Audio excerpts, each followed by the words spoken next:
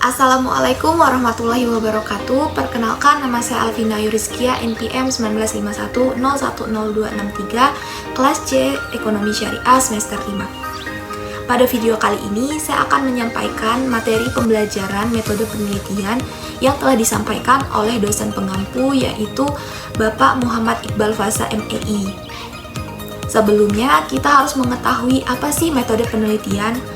Metode penelitian merupakan cara ilmiah untuk mendapatkan data dengan tujuan dan kegunaan tertentu.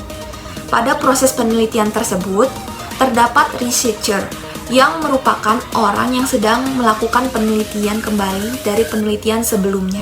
Dalam pembuatan paper memuat beberapa bagian, yaitu yang pertama, identitas penulis, merupakan bagian yang terdiri dari judul penelitian, biasanya memuat 12 kata. Untuk mendapatkan ide judul penelitian, hal yang harus dilakukan oleh peneliti yaitu mengikuti webinar terbaru dan mencari jurnal terbaru. Selanjutnya, yang terdapat pada identitas penulis yaitu nama peneliti, asal instansi atau universitas peneliti, dan email peneliti. Jika terdapat lebih dari satu peneliti, maka email yang akan dihubungi yaitu email yang pertama.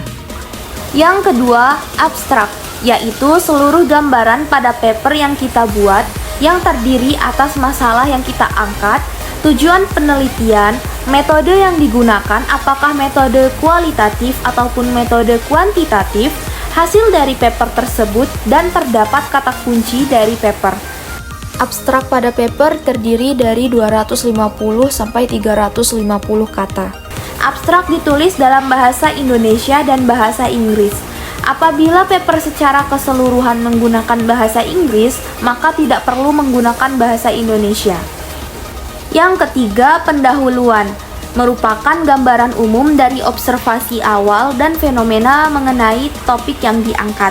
Pada paper, pendahuluan hanya memuat latar belakang masalah saja, sehingga dalam penyusunannya hanya memerlukan rangkuman dari berbagai jurnal minimal satu referensi untuk setiap paragrafnya, yang berkaitan dengan deskripsi, isu atau pendukung atas masalah yang hendak diangkat dalam penelitian. Adapun poin-poin yang harus diperhatikan dalam pendahuluan, yaitu dapat menunjukkan adanya masalah yang akan diteliti, argumentasi diperkuat dengan data dan teori singkat, serta ulasan singkat penelitian terdahulu dan saran peneliti terdahulu. Dalam pendahuluan, masalah yang diangkat dapat berupa masalah secara umum dan masalah secara khusus. Kemudian di dalam pendahuluan terdapat research gap, yang merupakan kesenjangan atau perbedaan hasil penelitian terdahulu. Contohnya, Alvina 2020 berpendapat bahwa tingkat inflasi menurun, sedangkan Rizkia 2021 mengungkapkan bahwa tingkat inflasi meningkat. Dari contoh tersebut, memperlihatkan bahwa penelitian sama-sama memiliki hasil yang akurat, namun memiliki hasil yang berbeda. Disinilah yang dinamakan dengan research gap, di mana berdasarkan hasil penelitian terdahulu ditemukan inkonsistensi hasil penelitian sebelumnya. Yang keempat, landasan dasar Al-Quran dan Hadis, merupakan bagian yang terdiri atas landasan Al-Quran dan Hadis dari penelitian yang kita lakukan, jika terdapat ayat Al-Quran yang berkaitan dengan teori yang kita ambil. Yang kelima, konsep dan pembahasan 1 dan 2. Dalam paper, pada bagian konsep dan pembahasan 1 lebih bersifat umum, yaitu yang berkenaan dengan judul penelitian. Sebagai contoh, judul paper adalah Sistem Pembayaran Digital Syariah, Teori dan Praktek. Maka, untuk konsep dan pembahasan 1 adalah konsep sistem pembayaran digital syariah, sedangkan untuk konsep dan pembahasan 2-nya adalah sistem pembayaran digital syariah, kajian teoritis. Yang keenam, tawaran penulis. Pada bagian ini terdiri atas tawaran argumentasi dari peneliti dari dasar yang telah dibangun pada pendahuluan sampai konsep pembahasan. Yang ketujuh, kesimpulan.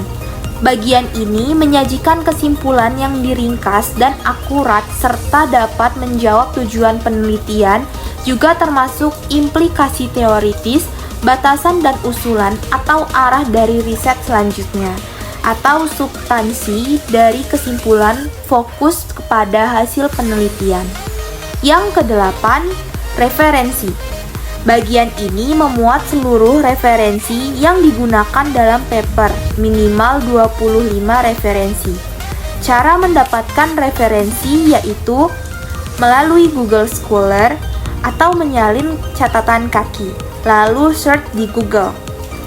Gunakan referensi yang berbeda pada setiap paragraf, dan perbanyak rujukan referensi jurnal dan buku berbahasa asing.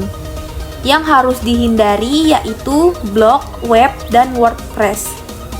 Data dapat diambil dari web resmi seperti Otoritas Jasa Keuangan, Bank Indonesia, dan Badan Pusat Statistik.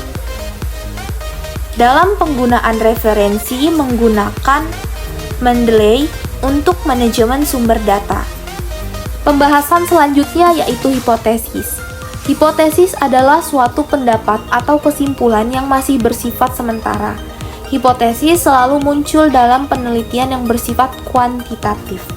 Adapun dalam sebuah hipotesis juga diharuskan menunjukkan adanya hubungan antara dua atau lebih variabel, seperti X1 tenaga kerja, Y pendapatan nasional.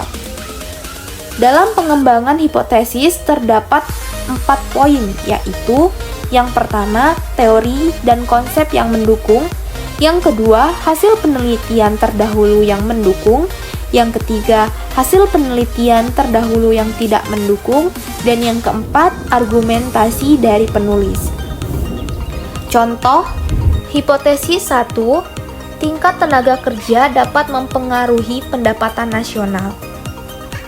Adanya hasil pengembangan hipotesis biasanya akan dimunculkan dalam bab 4 mengenai hasil dan pembahasan, di mana dalam bab tersebut akan dikemukakan keempat poin pengembangan hipotesis, yang kemudian dari hasil yang didapat akan dilihat bahwa penelitian yang penulis lakukan lebih mendukung penelitian siapa saja.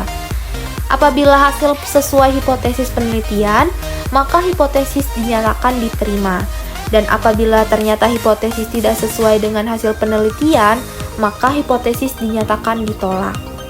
Terima kasih. Wassalamualaikum warahmatullahi wabarakatuh.